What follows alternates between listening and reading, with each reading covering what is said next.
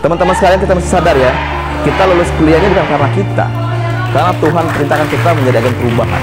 Kita ini punya amanah yang besar. Saya katakan bahwa tidak mungkin seorang aktivis, seorang mahasiswa, seorang pejuang tahu bagaimana rasanya lapar kalau dia belum pernah kelaparan. Tidak akan tahu seorang pemimpin, seorang pejuang rasanya menderita di kampung-kampung kalau dia belum pernah tinggal di kampung. Bicara tentang perjuangan, tentang perubahan, kebangkitan, tapi teman-teman belum pernah berpuasa, teman-teman belum pernah bergulat dengan para pemulung, teman-teman belum pernah bergulat dengan para petani di kampung-kampung, teman-teman belum pernah merasakan bagaimana mengkuli panggul di pasar-pasar, teman-teman tidak akan pernah jadi aktivis yang tangguh.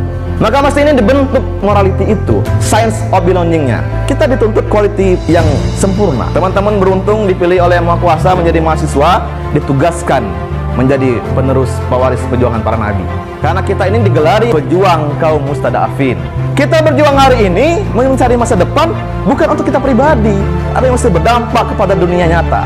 Karena saya mengalami fase mahasiswa ini adalah fase-fase misalnya tamat SMA itu fase kebingungan mengambil apa, antara menikah atau kuliah, antara jurusan apa. Ada poin penting yang mendasar kita mesti gali dari kita.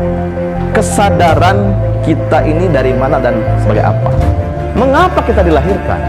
Mengapa kita sampai kuliah hari ini? Mengapa Tuhan pilih kita menjadi jurusan administrasi publik? Tuhan pasti punya maksud. Teman-teman sekalian, bangsa ini sedang rapuh. Apa problem rapuhnya? Kata pengamat ekonomi, soal ekonomi. Kata pengamat hukum, soal hukum. Kata pengamat itu soal politik. Pertanyaan saya, jangankan nasional ya, Bengkulu ini per tahun tuh ribuan tamatan kampus, ratusan orang sarjana ekonomi, S1, S2, manajemen, pembangunan, dan akuntansi. Ada nggak perbaikan ekonomi kita? Ratusan ribuan tamatan pertanian. Ada nggak perbaikan pertanian kita? Dulu kita bicara teori begini, bagaimana meningkatkan harga pasar, teori tanam, teknologi begini, hulu hilir. Lalu apa yang salah? Kebijakan publik, politik, karena semua dasar membangun peradaban itu dari adab. Serendah-rendahnya adab adalah menghargai waktu. Cara menghargai waktu minimal jangan telat, mesti on time.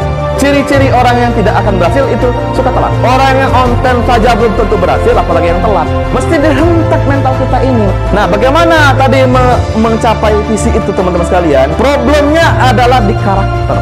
Karakter itu akan membentuk kebiasaan. Kebiasaan itu akan membentuk kebudayaan. Kebudayaan itu akan membentuk takdir. Takdir itu akan menjadi pilihan Tuhan.